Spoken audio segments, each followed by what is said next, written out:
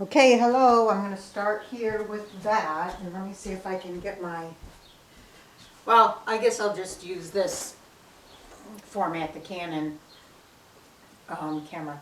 Okay, so I wanted to finish up with my Sojourner Truth, give my summation, since this was such a long series for this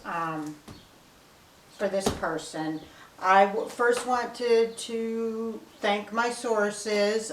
One of the sources, I don't know if you can see this, it's Sojourner Truth, the In Their Own Words series. They have a series of books with various historical United States figures. This one's by Connie and Peter Roop. It's a Scholastic book. That one is an easier read for younger people or people just starting out, but there was a lot of information that was in here that was not in this other book that I used called Sojourner Truth, Slave Prophet Legend. This one is by Susan Maybe Newhouse and Carlton Maybe. This one was very well researched. The sources are in the back. They have, again, it's probably too far away for you to see, but it does have like the footnotes in the end. So this was very well researched. Now, one of the things I would like to say, okay, Sojourner Truth has been a favorite of mine. The name alone is a nice, has a nice ring to it, unique, one of a kind. But I knew, why I wanted to focus on her was I knew what I wasn't told anything about her in any history class that I can remember. And I don't remember when I first heard about her. I think I was probably early 20s. And I know I wasn't hearing a lot, because a lot of times they mythologicalize, I just made a board, these historical figures instead of, a lot of times they will over-exaggerate stuff they did, and we're all human. We're multifaceted. We have what some would consider positive attributes, and we have, everybody has some what would be considered negative attributes. Sojourner Truth was someone that I really wanted to delve into and know the full scope of what she did. I knew that she was probably not limited to what I was taught, and the thing I was taught wasn't even true. She was not runner of the Underground Railroad. She had nothing to do with the Underground Railroad, as a matter of fact.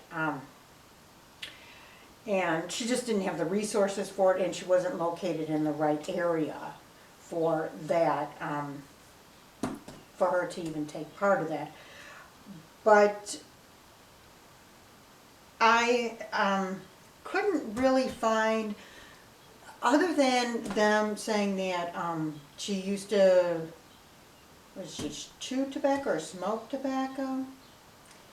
I can't really find anything that anyone would consider too much of a negative attribute to her. I think some people might say her ideas and the way she went about achieving stuff was not positive or conducive to reality, or was too high-minded, or was too expensive. But that's everybody. And I don't even know if you can see me in this. I'm using a Canon DSL, so I don't, standalone camera, I don't know if you can even see my face, if you could even see the books that I was showing you. But really, this is a podcast, so it's more for you to listen. But some people might say because of misogyny in our society might condemn her for having, quote unquote, abandoned her children, even though the father abandoned the children too. But yeah, she did what she had to do. And some of the things to survive, some of the things that I think a lot of the reason she doesn't have too much, too much negative stuff to say about her is because she, as you can tell, this isn't scripted, I'm just talking off the top of my head, so I'm getting a little tongue-tied here. She didn't have opportunity to. You got to remember, for her first, how many years? Nobody knows really when she was born, what year she was born, because it wasn't marked on a calendar. But she didn't have the opportunity to. First, she was an enslaved person. And then she was, when she basically freed herself, she didn't have any money. She had hardly any money and no other resources to really be up to any shenanigans, Plus she also had the PTSD from being enslaved. And one of the things I would like to say about her PTSD is it is heavily implied, though I don't think it was outright documented for history's sake, that she was raped repeatedly during being an enslaved person. It was very common for male owners to rape their female slaves. Even pedophilia, underage girls. I didn't read anything that expressly said that she was raped by her owners, but I mean, that was something probably that it would be too delicate, especially at the time, considering the people were still alive that did it to her, and trying to further the abolition movement. If you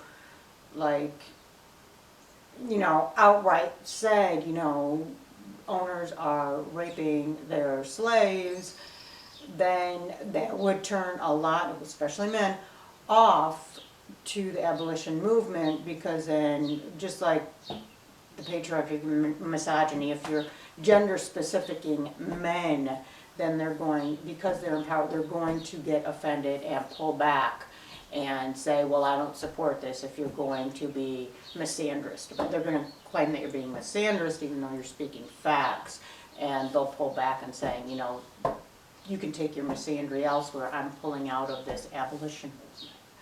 So, the egos of men were at stake.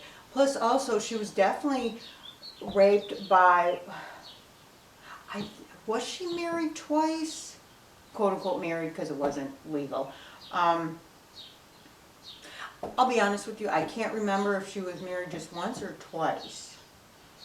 I was thinking something in the back of my mind was saying that she had a first husband, and he either was sold, or no, that's right. She had somebody who she was interested in her, who lived in a nearby. He was an enslaved person, was owned by somebody nearby, and neighboring farm, and he was beaten into submission one time when he was coming to sneak onto her property, or her plantation, I guess, to see her, and she never did see him again. So yeah, okay, so she was only quote unquote married once, but that was a forced marriage, so that was rape, by definition. She had, I think she had, what was it, 5 kids total. She had 1 son, 3 daughters, and 1 child who died in infancy. Is that how it was? She had 2 or 3 daughters and a son. Now her son, I don't know if I pointed this out strongly enough, but he was a troublemaker. when he was young, and Sojourner Truth was trying to get him educated, whatever. He wouldn't go to school, he wasn't learning, he was, doing bad, illegal stuff. And he eventually went out to sea on some ship, and he wrote Sojourner a few times, and then she had never heard from him again. So he was lost at sea. Nobody knows what happened to him. She had never heard from him again. And one of the things I would like to point out, I'm just going willy-nilly because I didn't write any of this down.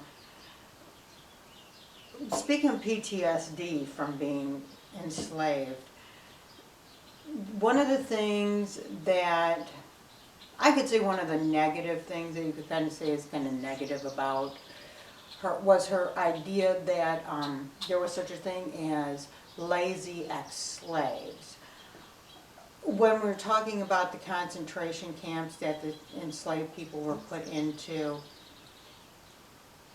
specifically the one that she was working at, she was trying to tell them about, being industrious and talking about them. She thought that they should get a job, get all the education they possibly could, all the opportunities they could to learn stuff and read whatever, learn to read whatever, learn new skills.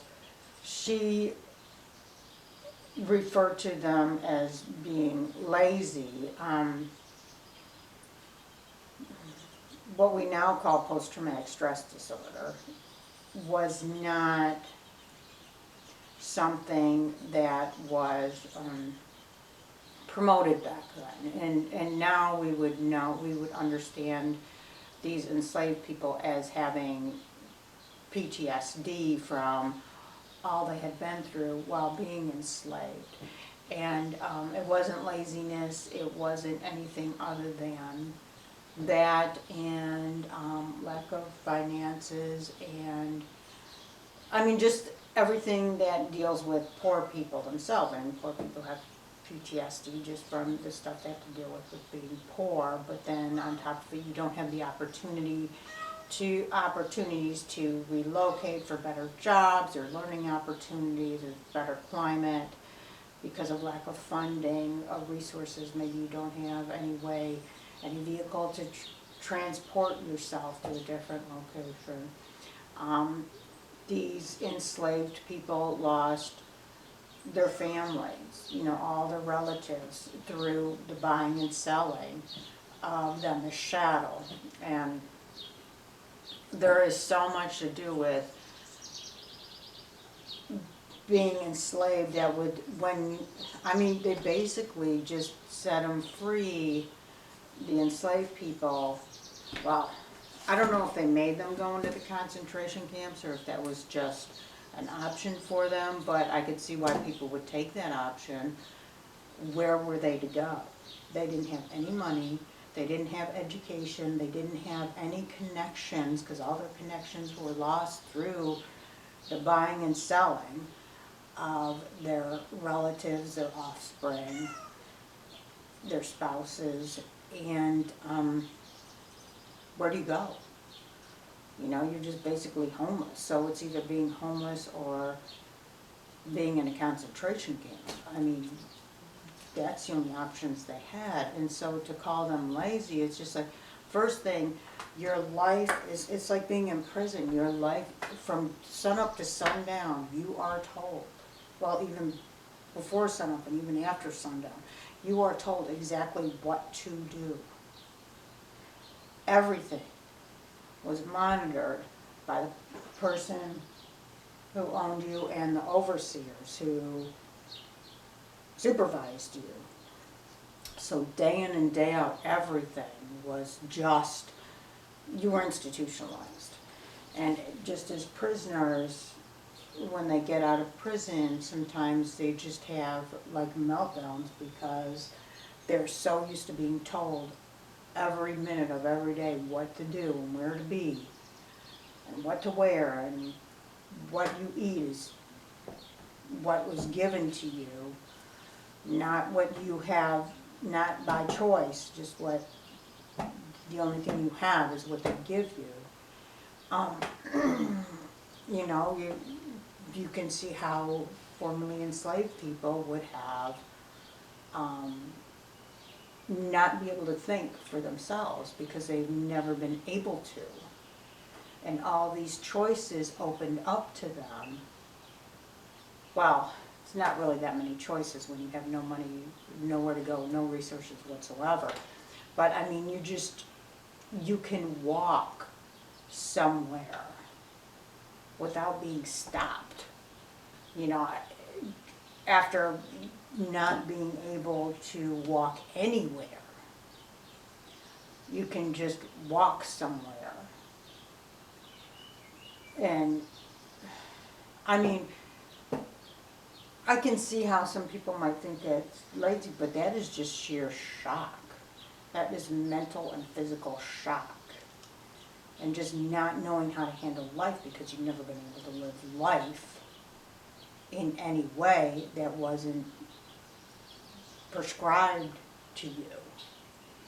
And also the whims of their owners could change. I mean, some people claim there was, you know, good owners, which are nice owners, which they can't be that nice because they own you. But, you know, I mean, some of these owners, these horrible owners, their mood can change on a whim. Or like if a lot of these owners were drunkards, and when they got drunk, they'd just be mean and start beating their, you know, their enslaved people. I mean, so there was just, that really, that did bother me, but I had to remember, you know, we didn't have this, they didn't have the knowledge of PTSD, especially Sojourner Truth, who couldn't, you know, she couldn't even read, so she couldn't read books to talk, you know. I'm sure they touched on this stuff a little bit. It wasn't as, like I said, it wasn't as well promoted as it is today. Even when I was a kid, you know, it wasn't as well, you know, promoted in psychological spheres. You know, they didn't even, I don't even think they had the term PTSD, but they had other, you know, trauma and whatever. But yeah, for a woman who couldn't even read, she couldn't get a book out about the psychology of the mind, what little was known back then, and she couldn't, you know, she couldn't converse, she didn't have the resources to converse with doctors and psychologists about this type of stuff. And so really there wasn't, again, there wasn't much negative to say about her. She just didn't have the opportunity to do anything immoral or illegal. She, you know, her resources were just so limited. And, you know, societal pressures of being black and, you know, her limitations with that, and her limitations on her being a woman, and societal expectations and condemnations on her being a woman. So that really, you know, kind of tightened her up like that, restricted her. There was another thing that I wanted to touch on. Oh, in her smoking, or her tobacco use. I can't remember if she chewed or she smoked. But the thing is, like, here's this woman who used to be enslaved, and she was forced to breed, and she had no options whatsoever. And she made it out. And then people were going to say something about her tobacco use. It's like, you're lucky she's not going around being like a serial killer of white people. It's just like, leave her alone and let her smoke. She's had so much trauma in her life. And that's the funny thing. It's like, with all this PTSD, that's why, you know, the serial killers, this crap about like, oh, I had a bad childhood or whatever, never flies with me. It's like people like this are just being a woman, being sexually harassed all your life. You learn and assaulted. I'm 53 years old. Yes, I have a lot of trauma from all that, you know, the misogyny of the patriarchy and living this whole life of that. But I mean, I'm not a serial killer. And here's a woman who was enslaved, raped. She changed owners many times. Some of her owners were really bad. Some were not really good because, again, if they were really good, they would have let her be free. But, you know, some were not as bad. And she wasn't going around killing people, you know. All she's smoking, you know, or chewing, you know. Just let her do that. If that's what's preventing her from murdering people, let her do that. Or from her, you know, if it's preventing her from having a mental break, you know, just let people do what they need to do to handle life, you know. And especially when you got Charlie, was it Charlie, what was his name, the drug addict, the dope fiend that was on 3.5 Men, Charlie Sheen. What's his excuse for his drug use? And nobody's really getting on him too much about it. But anyways, I went on my misandrous rant here. But anyways, so I really liked all that was in this book. I couldn't nearly give all the information, the good stuff that was in this book here. I recommend reading both the books because this one looks smaller and it's like, oh, you know, this doesn't have anything that's not already in this.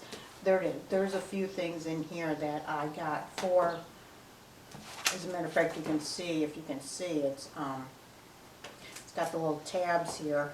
Because there was stuff, certain things that were in there that wasn't in this bigger book. But this bigger book did take more research. But this is geared towards, it's Scholastic, it's geared to kids. And this really doesn't hide the truth as much as you would think a book geared to school children would be.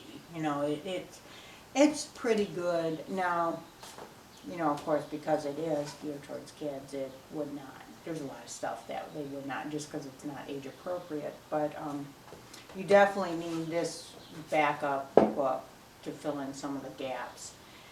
And I would encourage you not to let your journey for Sojourner truth to end with this book if you're interested. There is the resources in the back. There's a lot. I would recommend avoiding online sources because there was so much information, misinformation, just even on Wikipedia. But some of these, I was trying to find the hotel of the name of the hotel of the one owner she had, and online there was a lot of confusion about, like, okay, the owner of the hotel was named after his father, and also his brother's son, which would be his nephew, had the same name. And I think it was online, it might have been an AI source. AI is terrible. That's part of the reason is a lot of people are using AI, and AI will just take a conglomeration of facts and names and whatever and just kind of put them all together. Well, considering that these people were very closely related and they had the same name because they were named after each other, it was molding them all as one person. And I never was able to find out the name of the hotel that one of her owners had. Remember, she was sleeping in the basement, but I don't think it was actually a basement. I think it was more like a cellar that she was sleeping in. That was under the hotel, and I couldn't find the name of the hotel. And the online sources just mixed all the brother and father and this owner's life stories were all melded together online, and it didn't give me any information. As a matter of fact, it was more confusing. This thing was written before the internet was like available to everybody in everybody's houses. It was in 1993. I trust this source more. They got all this information from these other books. Like I said, they got the footnotes in the back, so there was a lot of, I mean, even newspapers with single short articles are referenced in the back, so they really did their work. I think Susan maybe was the one who did all the compiling of the information, but Carlton got the headline on there because he's the one that actually wrote it. I think that's how that worked. I read on how this, but yeah. Anyway, this was such a good book. That's why I did a little research on the book itself, just to find out, you know, give credit where credit was due. I think Susan was the one who did the bulk of the work. And yeah, I didn't see anything. Our daughter Susan, psychotherapist, has worked with me closely, and her name has been placed in the title as an associate suggested county. With okay. Anyways, so I don't know if I have anything more to say on this. I guess that wasn't very long. So that would be longer here for me to. Oh, one of my favorite quotes from the book is when the Quaker saw her after many years, and she says, "Sojourner, thou art as tall as thou used to be." And she says, "Friend," paraphrasing, "friend, my house has settled." Something like that. I thought that was really cute. But she was a tall one, and I wanted to tell you that, like, her and Harriet Tubman, they get lumped in because they're black, they're women, and they were, you know, helpful in the abolition movement. They were both in the abolition movement to some extent, you know, to in different spheres. But Harriet Tubman, she was only like 5'1", and Sojourner Truth, what was she? She was like 5'11" or something. I mean, she was tall. She was very tall, and Harriet Tubman, from what I've seen, she was more of a fat person, whereas Sojourner Truth appeared to have been a thin woman. And Harriet Tubman was, I can't remember where she lived most, or her enslaved years, but she was born in the South, she was enslaved in the South, whereas Sojourner Truth was raised, where was she in?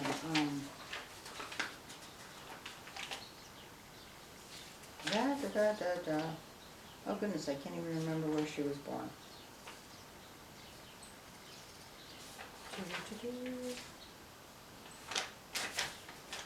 Sorry about this. New York. And around where this might have played into why she, unlike the other enslaved people, she didn't become quote unquote lazy or end up in a concentration camp, and how she was able to have the boldness to just walk out of her enslavement like she did without being too scared. First thing, she was in a northern state. Not as many people needed enslaved people, or needed field hands. Not as many people had these big plantations that needed many workers and free help.